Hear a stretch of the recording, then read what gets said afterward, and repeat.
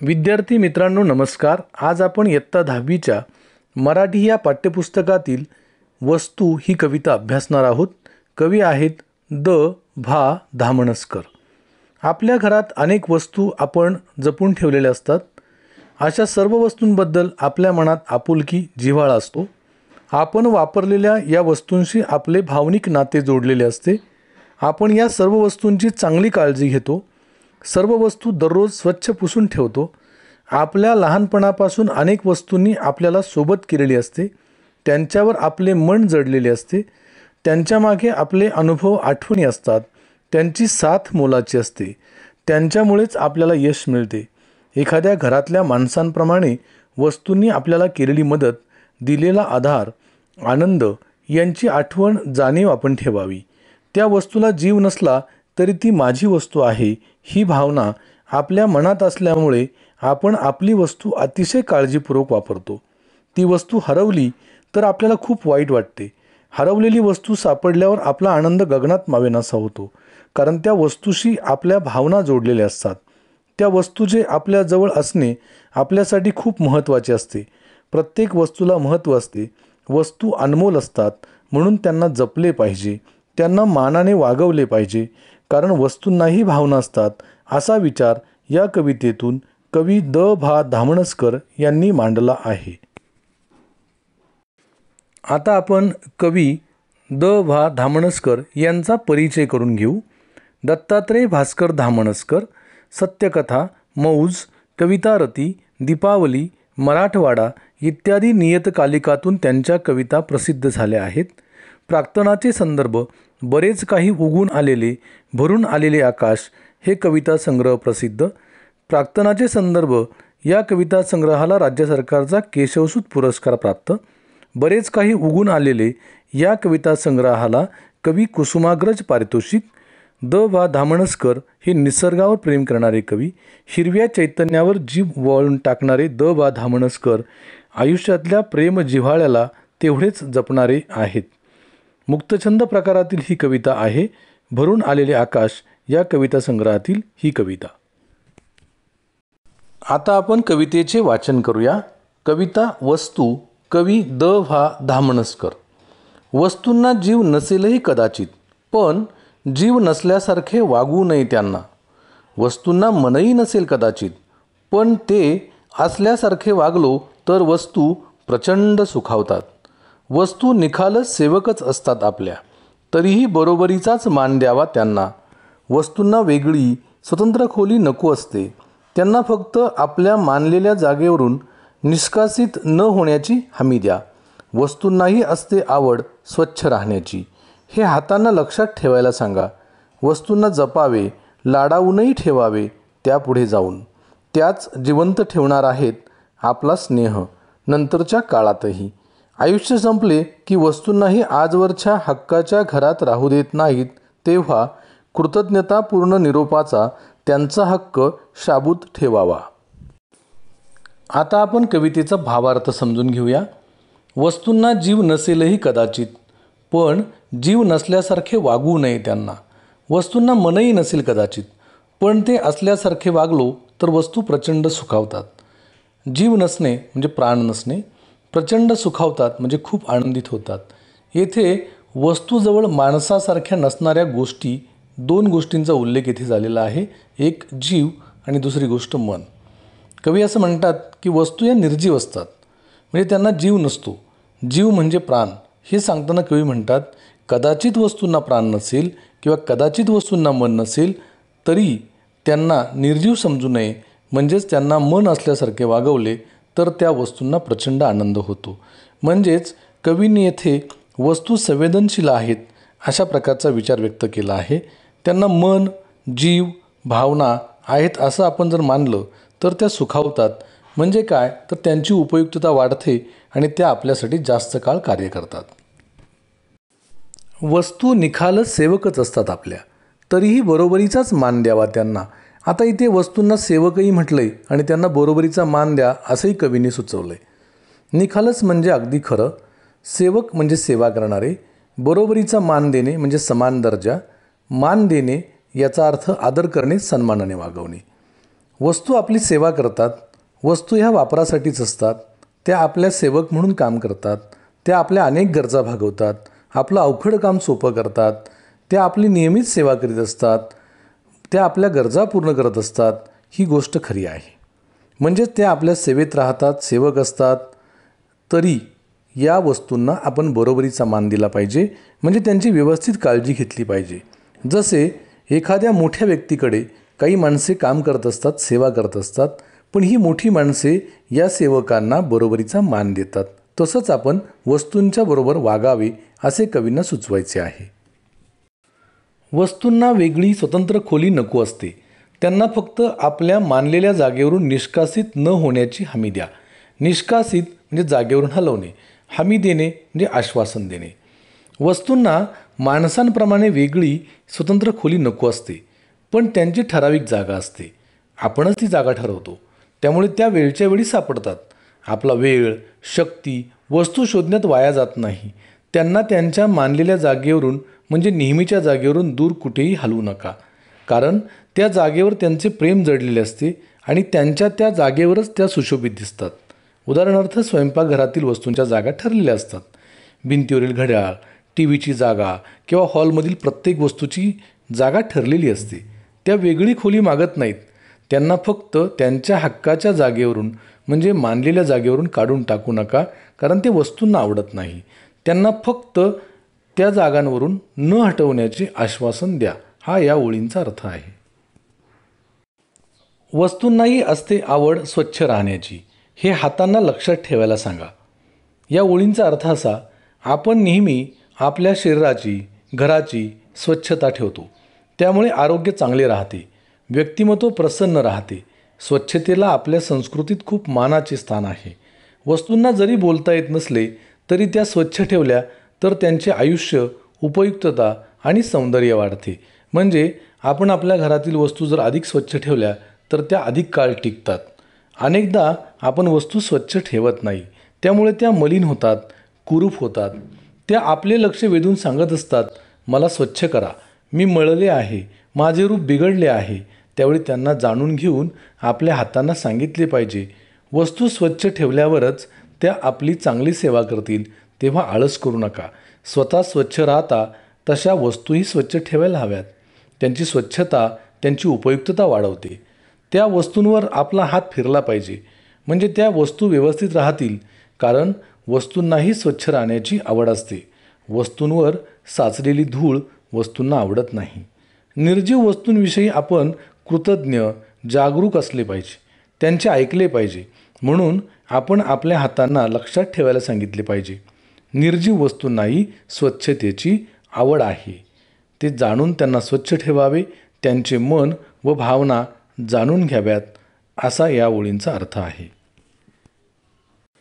वस्तूंना जपावे, लाडावूनही ठेवावे. त्यापुढे जाऊन त्याच जिवंत ठेवणार आहेत आपला स्नेह नंतरच्या काळातही. लाडावून ठेवणे म्हणजे सतत कौतुक करणे. स्नेह म्हणजे प्रेम, जिव्हाळा, माया. वस्तू आपल्या प्रामाणिक सेवक असतात.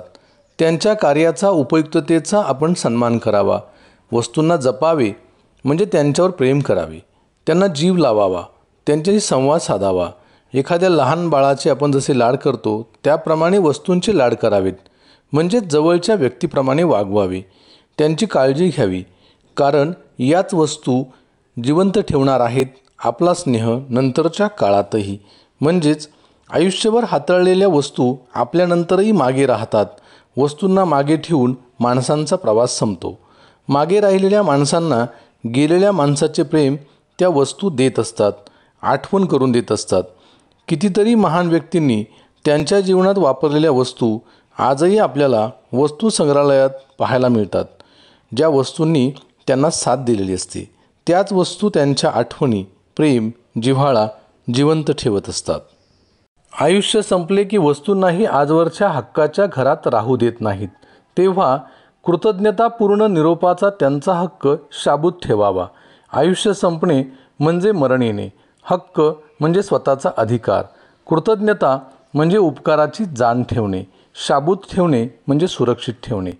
आयुष्य संपले की वस्तूंनाही आजवरच्या हक्काच्या घरात राहू देत नाही. म्हणजे प्रत्येक वस्तूला एक ठराविक वयोमर्यादा असते. वस्तू जुनी झाली, निरुपयोगी झाली किंवा तिचे आयुष्य संपले की ती वस्तू आपण घराच्या बाहेर काढतो.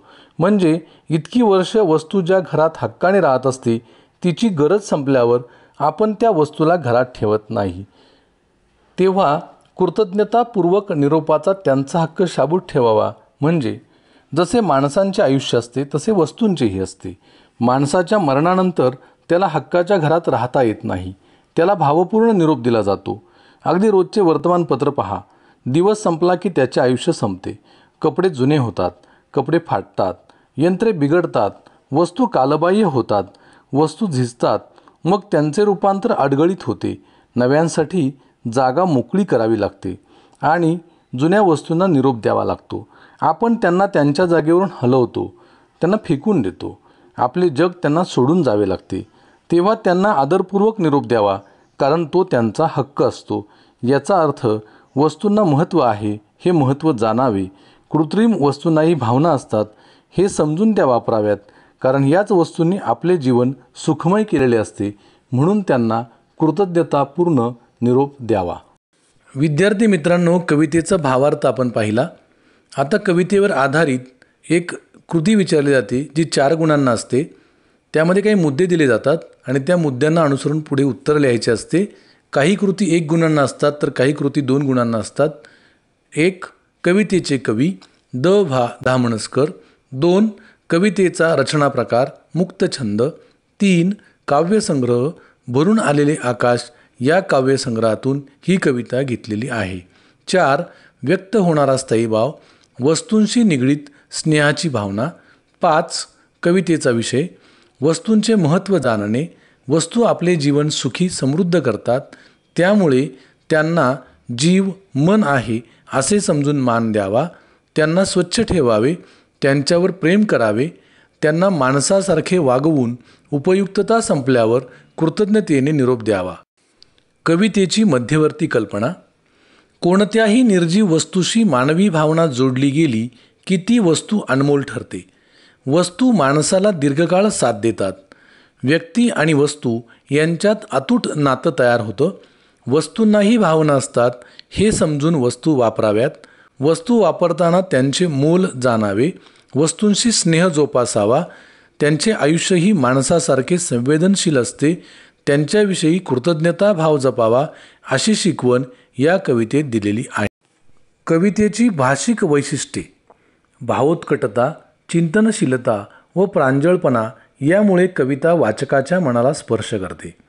या कवितेची रचना मुक्त छंदातील आहे. मुक्त छंदामुळे लेखनशैली मुक्त राहते. शब्द निवडण्यावर कोणतेही बंधन येत नाही. दैनंदिन व्यवहारातील भाषेमुळे या कवितेचा वाचकांशी सहज संवाद घडतो. अत्यंत हळुवार, तीव्र संवेदनशीलता, वस्तूविषयीची कृतज्ञता, माणुसकीचा जिव्हाळा ही या कवितेची वैशिष्ट्ये आहेत. कवितेतून व्यक्त होणारा विचार. निर्जीव वस्तूंना मन नसते असे आपण म्हणतो. कवी म्हणतात वस्तूंना मन असते, भावना असते, त्या संवेदनशील असतात. त्यांच्या दर्शनाने त्या वापरणाऱ्यांचे व्यक्तिमत्व लक्षात येते. म्हणून माणसांनी वस्तूंशी प्रेमाने वागले पाहिजे. आपण माणसांशी जसे वागतो तसेच वस्तूंशी वागले पाहिजे. हा महत्त्वाचा विचार या कवितेत सांगितला आहे. कवितेतून मिळणारा संदेश. रोजच्या व्यवहारात आपण अनेक वस्तू वापरतो. त्या आपले जगणे सुखकर करत असतात. वस्तूंनाही भावना असतात हे समजून वस्तू वापरल्या पाहिजेत. त्यांच्याशी कृतज्ञ असावे. त्यांच्याविषयी आदराची भावना असली पाहिजे असा संदेश या कवितेतून मिळतो. विद्यार्थी मित्रांनो, कवितेवर आधारित रसग्रहणासाठी 4 गुणांची कृती विचारली जाते. कवितेतील कोणत्याही 2 ओळी दिल्या जातात आणि त्या 2 ओळींचे आशय सौंदर्य, काव्य सौंदर्य आणि भाषिक वैशिष्ट्ये अशा पद्धतीने रसग्रहण लिहायचे असते. आशय सौंदर्य यामध्ये कवितेचे नाव, कवीचे नाव आणि कवितेचा विषय आणि कवितेची मध्यवर्ती कल्पना थोडक्यात लिहायची असते. उदाहरणार्थ, वस्तूंना मनही नसेल कदाचित, पण ते असल्यासारखे वागलो तर वस्तू प्रचंड सुखावतात. उत्तर. आशय सौंदर्य. वस्तू या कवितेत कवी द वा धामणसकर यांनी निर्जीव वस्तूंनाही सजीव प्राणीमात्रांसारख्या भावना असतात, त्या संवेदनशील असतात, तसेच वस्तूंना सहानुभूतीने समजून घ्यायला हवे व त्यांना प्रेमाने वागवायला हवे असे सांगितले आहे. आता आपण काव्य सौंदर्य पाहूया. बहुतेक माणसे वस्तूंना निर्जीव समजतात व त्यांच्याशी कठोरपणे वागतात. त्यांना कसेही हाताळतात. माणसांच्या या कठोर कृत्यावर भाष्य करताना कवी म्हणतात, कदाचित वस्तूंना जीव नसेलही आणि मनही नसेल, म्हणून त्यांना कठोरपणे वागवायचे का? वस्तूंना मन आहे असे समजून जर आपण त्यांच्याशी चांगले वागलो तर त्या सुखावतात, म्हणजे त्यांना खूप आनंद होतो. आपल्या कुटुंबातील त्या घटक आहेत अशी आपुलकी आपण दाखवली तर वस्तूही आपल्याला प्रेम व माया देतील. कवितेची भाषिक वैशिष्ट्ये. भावोत्कटता, चिंतनशीलता व प्रांजळपणा यामुळे कविता वाचकाच्या मनाला स्पर्श करते. या कवितेची रचना मुक्त छंदातील आहे. मुक्त छंदामुळे लेखनशैली मुक्त राहते.